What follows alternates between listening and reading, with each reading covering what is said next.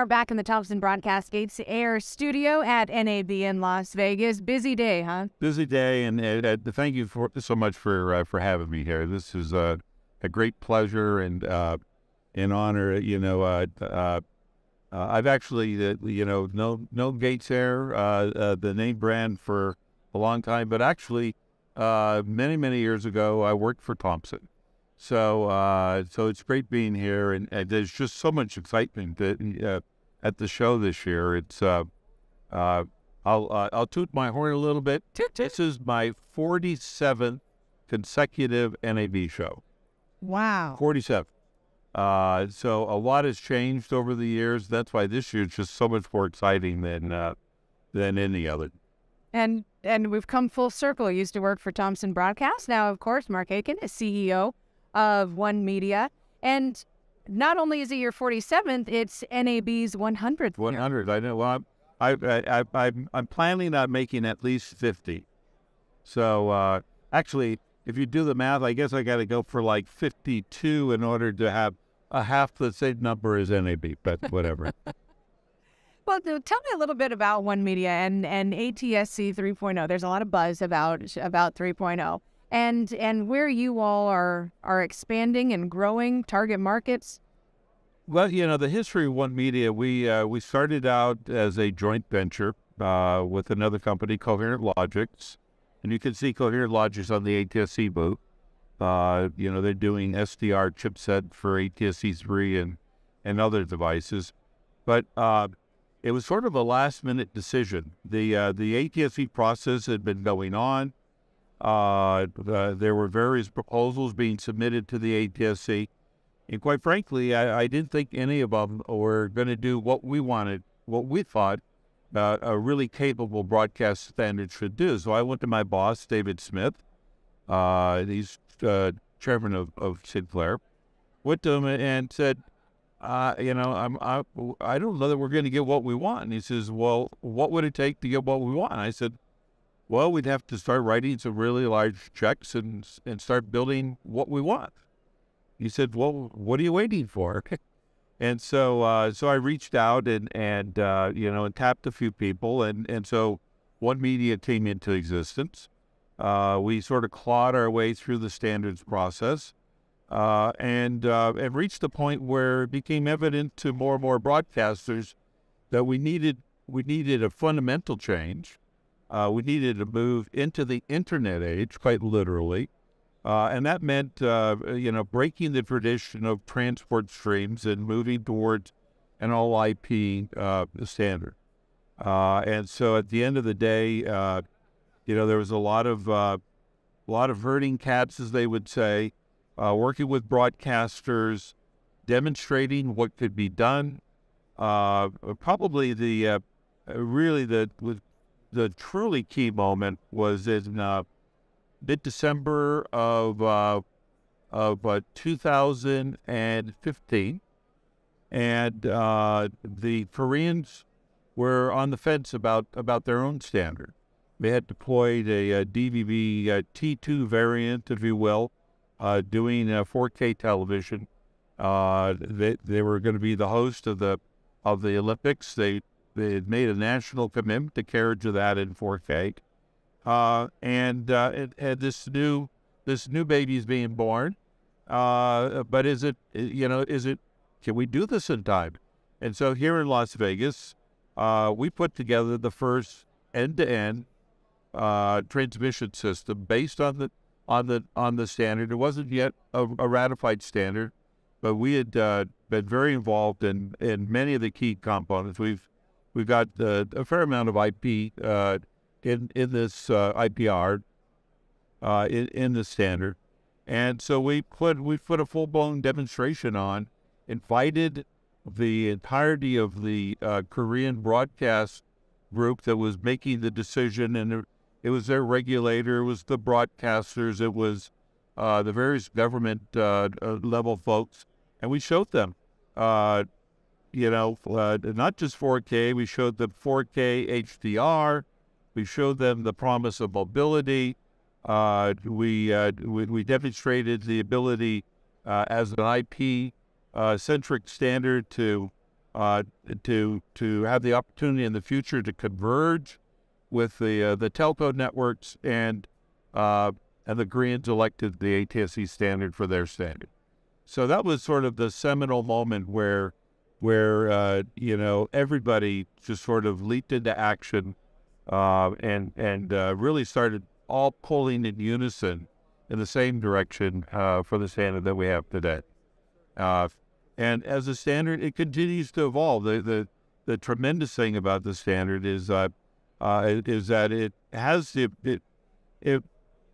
were a lot of things that are in the standard, but there are things that are not in the standard, but are not precluded from the standard. And so a lot of that, One Media, I'll take a step back. One Media stands for Open Network Enabled. The one in One Media is Open Network Enabled.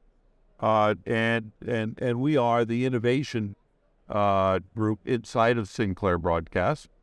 And so we're continuing to innovate based upon the needs of different countries, because the needs of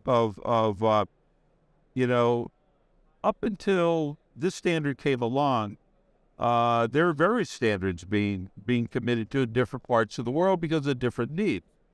Well, now you've got one standard that can meet these different needs. The need in Korea is much different than the U.S. marketplace. We've got a huge opportunity in India, Right. And in many ways, India is more like Brazil than any other countries, and Brazil is in the process of trying to determine their next standard. And so they'll be transitioning from digital to digital. India is really pretty much migrating from a early digital platform that is very rarely used by the Indian public. Most of the consumption of services happens with the mobile phone. The average Indian actually consumes more data on a monthly basis than the average American or the average Chinese or the average anywhere else in the world. And it's because it's the nature of the economy. It's the nature of a country that has so many languages. We're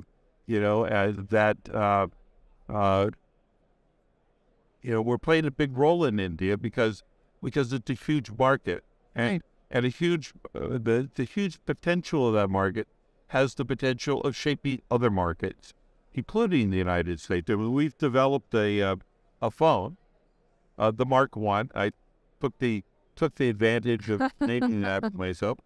But the Mark I, this is it's a fully capable cell phone with broadcasts built in.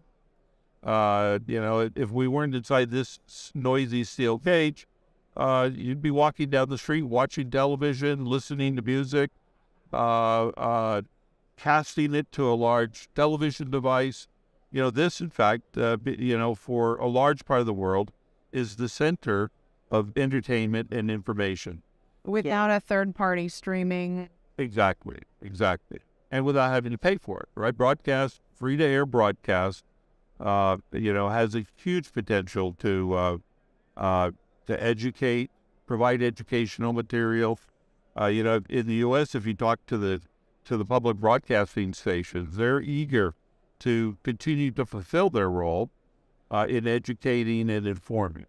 There's almost a universal need for advanced emergency informing, and that's not just a matter of a SWOC and 90 letters of text to tell you what to do, but imagine in this one-to-many environment, everybody being informed of the nature of a hurricane or a tornado or a water disaster or a chemical disaster, and not only informing them of that, but instructing them what to do, where they can go, where's the map of the escape route, where am I in relationship to that tornado. All those things are possible through this standard, and as a broadcast standard, one to many, you're not crippling the networks.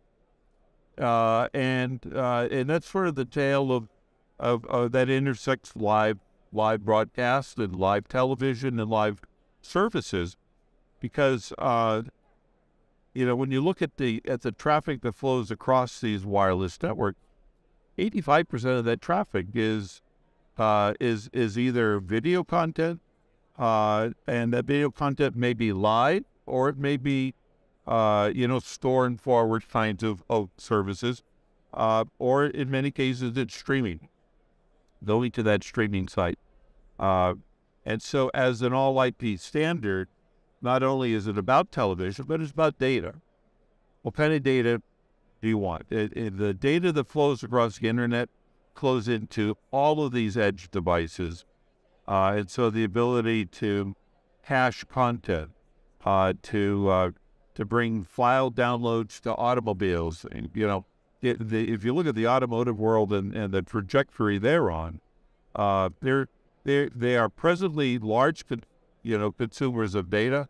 In the future, they're going to be gigantic consumers of data, and we think that broadcast is uniquely qualified to fill a void there, because not all that traffic to vehicles is really special, right? If we use a cellular network, I'm sending a file to you, I'm sending a file to him, I'm sending a file to myself, and every time it's a unique session, so it becomes a multiplier. If you send 1,000 gigabyte files via unicast, you are delivering a terabyte of data. Wow. So in the broadcast environment, it's one to many. I can deliver a 1 gigabyte file to 1,000 people all at once. And so when you start looking at automobiles as the software platforms that they've become, when you start looking at the nature of IoT devices, suddenly you go, boy, never thought of broadcast in that context. Television survived. So television actually thrives in that environment, because you could send the types of rich content you couldn't before. But again, go back to India. 1.3 billion of these devices in the hands of consumers.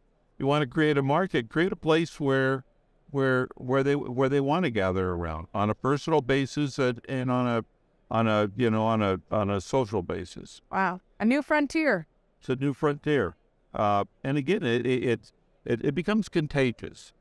You had Korea, then you had the United States, and then recently Jamaica and Tobago, and now these conversations that are going on in India. The ATSC standard has been transposed into an Indian standard. Not the Indian standard, an Indian standard. There's a standard development organization, TSTSI, that is taking the ATSC 3 standard and codifying it as their standard, TSTSI. That's one step away from that TSTSI standard becoming an Indian standard for direct to mobile. That's the activity that's underway in India right now at all levels of the government is focused on, the Ministry of Information, the Department of Telecom, all the folks at, TRAI, which is the regulator in India. They're all trying to unburden the networks. They're all trying to fill the void of how do you speak to a people of that size and magnitude, right, on a universal basis. People aren't crowding around the television set in the corner of the room to get their data. They're on the move. And so what's really exciting, and there's so many exciting things in India. I fall in love with India. My wife, who travels frequently with me now, never thought, the first time I invited her to India, she said, why would I want to go to India? Now she goes, when you go to India? Right, let's go back. When can we go on? And, we've invested heavily in India. Much gratitude to Gates Air for their role in making a lot of that happen. We had a recent, we've launched a POC in Delhi around some of the, starting with some of the anniversary celebrations of the Republic, and some other political events. And, Gates Air has come in and converted one of the high power transmission facilities to ATSC 3.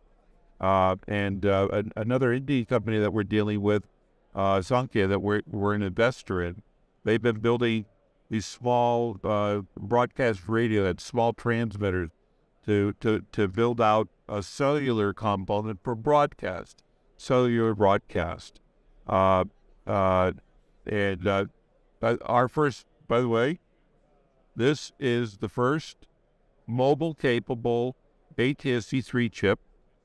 It was my first project in India. Wow. With Sinclair Labs. And Sinclair is in the process of being purchased by Tata. I don't know who your audience for this is, but in India, Tata is the most trusted name. A large philanthropic company in every area of the economy, and they're focused on making India a powerhouse in chips, a powerhouse in the telco market, and so we're just sort of going along for the ride with that. And Right. I know that Thompson is establishing a presence in India, and I think that's just a tremendous asset to take all that shared knowledge. Right. When you have a open framework, you don't always know the best ideas. The best ideas are yet to come, and it's because of the collective nature of this industry and their experience in other parts of the world that comes together. And in the case of India, in the case of Brazil, and in the case of other countries, I think that this standard and its ability to progress and morph and become more than it is today, it sets the stage for several decades of innovation. Right. In broadcast and broadcast television. That's what I've heard throughout the day, is just the ability to transform communities, transform countries, create partnerships, like you mentioned, among many different sectors and many different companies, and really create a innovation that benefits so many. And so it will be certainly exciting to watch. Yeah, there's a heartwarming side of things. I've always, for a long time, I never understood, why isn't India leading the world?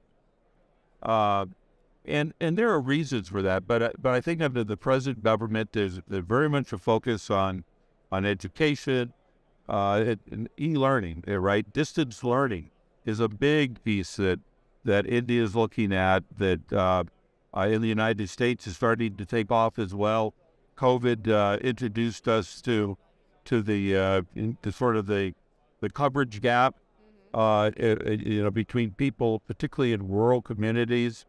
When you look at India and look at 800 million people living in a rural environment, a broadcast component that is easily supported. I mean, you think about a device like this, it's not just that it's portable, but it's also the fact that a very small solar panel, and this becomes self-sustaining. So it's exciting. All things. It certainly is, and I can feel your excitement and your passion. So thank you so much for joining us, for sharing your insight and all the exciting developments, especially in India. So very, very exciting things to come. Well, I know Abby's around, but thank him for the opportunity to speak to your audience and do my share of spreading the wealth of a future with ATSC 3. Yes, thank you so much. And that is a wrap today from NAB here in the Thompson Broadcast Gates Air studio. Thank you so much for joining us. It was a jam-packed day, and we have another jam-packed day tomorrow with much more insight, many more interviews to come. We'll see you tomorrow morning.